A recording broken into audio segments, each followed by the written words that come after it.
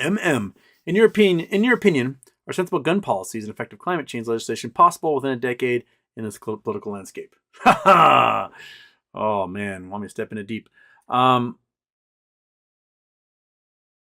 I don't think the U.S. government is capable of creating meaningful climate change legislation. I just don't. I think we are a government that can only respond to disaster and not be proactive to these things. Uh, we won't do anything until it breaks. That's just our nature. So I don't think the U.S. will do anything. I think European nations will do more, and it will probably be less about climate change and more about how to get off the reliance of natural gas. So, because we saw just cutting off Russia from natural gas, just how bad it is for the European economy, they're going to have to figure out other ways to get by. And that'll probably result in more advancements in nuclear fusion and things like that. Germany should literally open up all their nuclear power plants again. That's probably the smartest thing for them to do, is just get uranium, buy uranium, fill up those nuclear power plants, get them pumping again. So you don't have to have so many things burning all the time. As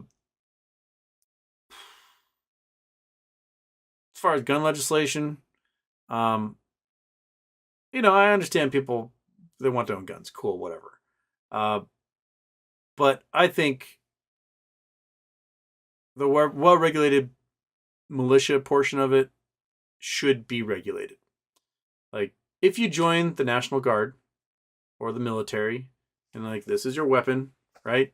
If you lose that weapon, you're going to Leavenworth, right? like, like where's your weapon? I don't know, okay, somewhere. You're getting court-martialed, bud, right?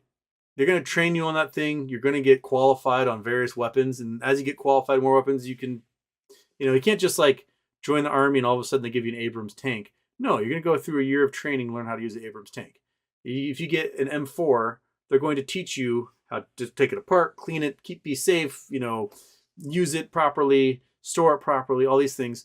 And that I don't see why that shouldn't be for anyone else who wants to own a firearm in the civilian life. You get qualified on the various weapons you want to own. You want to own a 22? Cool. You go to a class, learn how to use a 22, learn how to take it apart, learn how to put it back together again, learn safety, learn, all the little things. You want to own a handgun? Sure. Take a class on how to use that Beretta or whatever. License, insured, registered. That seems like a no-brainer to me. 600,000 guns a year in the United States are stolen from their legal owners. 600,000. 600,000 guns are stolen from the legal owners each year in the United States. And who steals a gun? A criminal. So immediately, you're looking at 600,000 guns every year entering the criminal marketplace to be used in nothing but crime. Because if a criminal has a gun, that's a crime, right?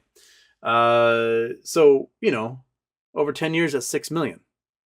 Over 50 years, that's 30 million guns that end up into the criminal markets. So, requiring safe storage, requiring insurance on those weapons. If your guns are stolen, you obviously weren't securing them properly, so maybe you shouldn't be allowed to own guns, right? Like, I'm a responsible gun owner, but someone broke the window of my car, reached in my glove box, and stole my gun. Then you probably shouldn't be the type of guy who should own a gun. That you failed the regulations, therefore you don't get to be a part of the militia anymore. Fitness. You should be able to run a mile in less than 16 minutes. Other things that would be, if you're a member of the militia, you should have to follow. I have lost quite a few people in over the last decade to gun violence, and people around me, and a Nazi with a swastika carved into his AR-15 blew away my little sister's best friend at Parkland. My neighbor was gunned down at the concert in Las Vegas. My friend's son, his cousin was high on drugs, came in and put 13 rounds in her son. A young woman I used to commute with, beautiful lady. We have little chats as we walk to the ferry, and one day she wasn't on the ferry, and it's because her boyfriend, or ex-boyfriend, she had a restraining order against, walked into her office at the University of Washington and blew her away. These are the things that happen in the U.S. that shouldn't happen. In Washington, we've created some red flag laws, which are great because if someone has a domestic violence order against them, restraining order, someone is talking about suicide or other violence, that gives the right to like take the guns for a while and evaluate them and see what type of mental state they're in, if they should have these weapons of destruction. But I don't think I think after Sandy Hook, when they just blew away a whole bunch of 5-year-olds, 20 of them, and the United States government didn't do anything about it, I don't think there's much hope that we'll ever do anything about it, and that we're just gonna live with this, and it sucks. And the rest of the world is completely flabbergasted every single time we hear about a Walmart getting blown away or a synagogue or another school. It's pathetic. We are really pathetic that we value our little toys that can kill everyone more than the people they're supposed to protect with those toys. I don't know. I don't think it's possible to just be like, oh, we're going to ban all the guns. But I do think it's possible that we regulate them. And let's say we regulate them, right? Whether we have mandatory training classes, just like you're going to get your driver's license. You learn how to use it. You take a test on it and you qualify for it, and then you get licensed, and when you buy it, you register. And then you have to get insurance on top of that, liability insurance, because if your gun gets stolen and used, or your toddler, pulls it out of a drawer and blows someone away, there needs to be some liability there, and there has to be a pool of money to help take care of medical bills, funerals, lawsuits, all that stuff. Let's just get that out of the way. So, and if you're, if we do have those like 5 things, and it turns out you're in possession of an unregistered weapon, then obviously you got that weapon illegally. Criminal, right? If you aren't insured, just like if you're driving a car and you're uninsured, they're going to take your license from you, which means you are being regulated as a member of the militia. They're like, all right, soldier, you no longer qualify.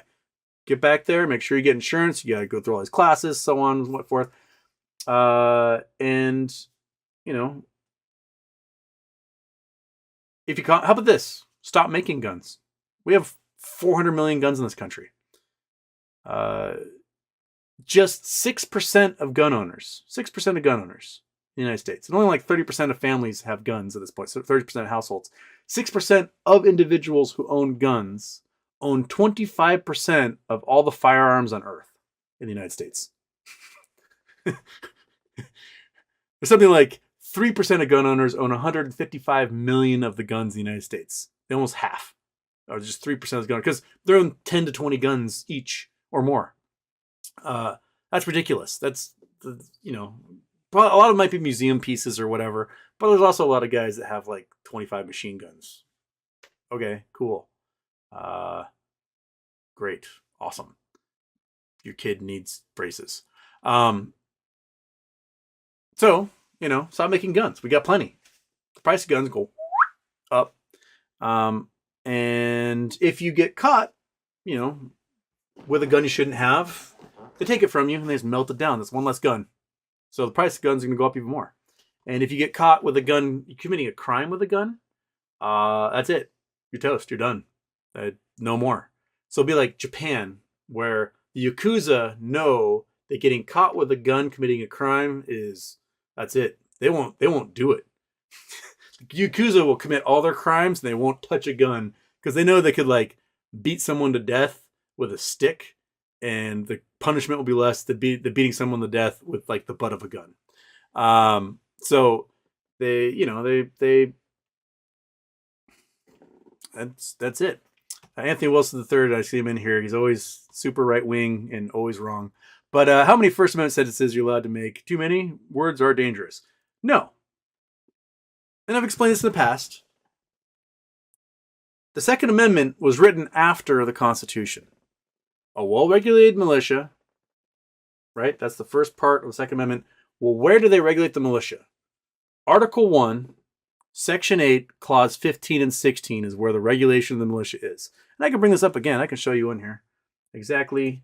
Article 1, Section 8, Constitution. Boom, boom. Turn off Google Earth. Okay. Article 1, Section 8, Library of Congress.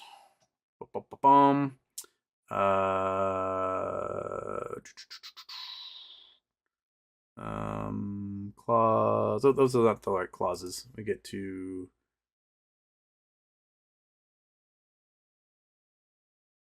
Just give me the actual Constitution.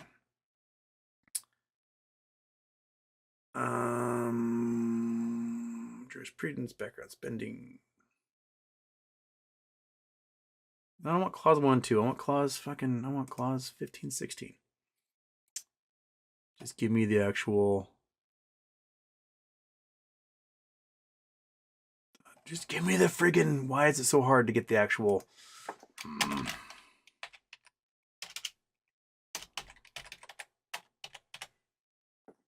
15, there we go. 15, 16. That's what I want. Okay, so you want a regulated militia. Clause 15, to provide for calling forth the militia to execute laws of the Union, suppress insurrections, repel invasions. So basically it's Congress saying, hey, we can call up the militia to do this stuff. All right, 16. Give me 16. There we go. 16, to provide for organizing, arming, and disciplining the militia. This means if you are a member of the militia, did you get your weapons from Congress? Right? No? Then you're probably not a member of the militia. Because right there, Clause 16 says Congress organizes you, Congress disciplines you, means they train you, and they provide your weapons. So, when the Second Amendment was written after this part of the Constitution, and talking about a regulated militia, and Clause 16 clearly states how the militia is regulated, then the arms they're referring to are the arms that are provided by the U.S. government to you as a member of the militia, man. Right? So, and for part governing such part of them as may be employed in the service of the United States, reserving to the states respectively the appointment of officers. So, did your state appoint you to a position in the militia? If not, are you in fact a member of the militia? Right? And the authority of training in the militia according to discipline prescribed by Congress. So have you been training according to how Congress has prescribed that training? I mean, you can throw in the 1913 Militia Act, which states that any person between the ages of, 17 and 47 are part of the, what's the term they use for it? The, remember the exact term. It's basically like militia in waiting. So with that state, that the guy who blew away my neighbor in Las Vegas was like 67 years old. If he is not eligible to be called up due to his age, is he in fact a member of the militia? According to the 1913 Militia Act, no. So does he have a right to bear arms then? Right? If you can't be a member of the militia in any way, shape, or form, the regular militia, I think is the term that they want for, then you essentially, under the laws written in the United States, you technically don't have a right to bear arms. So I think if you are going to regulate weapons, you're going to have to address the fact that the first clause of the Second Amendment, talking about the well-regulated militia, is referring to clauses 15 and 16 of the Constitution about how the militia is regulated. And that's just how you're going to do it. I don't think we're ever going to regulate crap in this country. I think we'll just blow each other away and then choke on the poisons that come out of our combustion engines, and that'll be it. But if you want to talk about the originality of the Constitution, you got to look at Clause 15 and 16, which clearly states how the militia is organized and how it's regulated. Because remember, authority of training the militia according to discipline of Congress, to provide for organizing, arming, and disciplining the militia. So they talk about how it's armed and organized and everything else by the U.S. government. Okay, now I got the 2,000 new subscribers who are like, "But he's not talking about stocks now. This is bullshit." No, we talk about everything here. I can't ever stay on one thing forever. Life's too boring, man. There's too much to it. I already have a bunch of people on Twitter like, stick to stocks, quit talking about politics. I'm like, politics is everywhere, dude. Did you guys read about George Santos today? So George Santos got elected to Congress in New York. He's originally from Brazil. He's a young man. He's like a decade younger than me. Looks kind of like shit. I can't imagine that he's only a decade younger than me. I thought he was like in his 50s. Turns out he never went to college. He lied about going to college. He never worked for any of the investment banks they claimed to work for. And he led a life of petty crime before coming to America. And his campaign was funded by the Russian mafia. and he's about to be seated in Congress. So we got a foreign-born dude who's a con man who lied about his entire pedigree, and his entire campaign was paid for by the brother of Vladimir Putin's chief advisor. That's what we meant. Like, if you don't want crime committed by the financial markets, maybe we should look at the type of people who are going to vote on this stuff, and if they are in fact financial criminals themselves. Like we got to address these things, dude. It's the only way you're going to have change that's meaningful, and yeah, the politics are in everything. So, you guys might not agree with me. That's okay. You're allowed to not agree with me. But at least I can fill your brain with information and make you go, huh, I hadn't thought about it that way before. And hopefully some of you can fill my brain with information and make me think about something in a way I hadn't thought about before.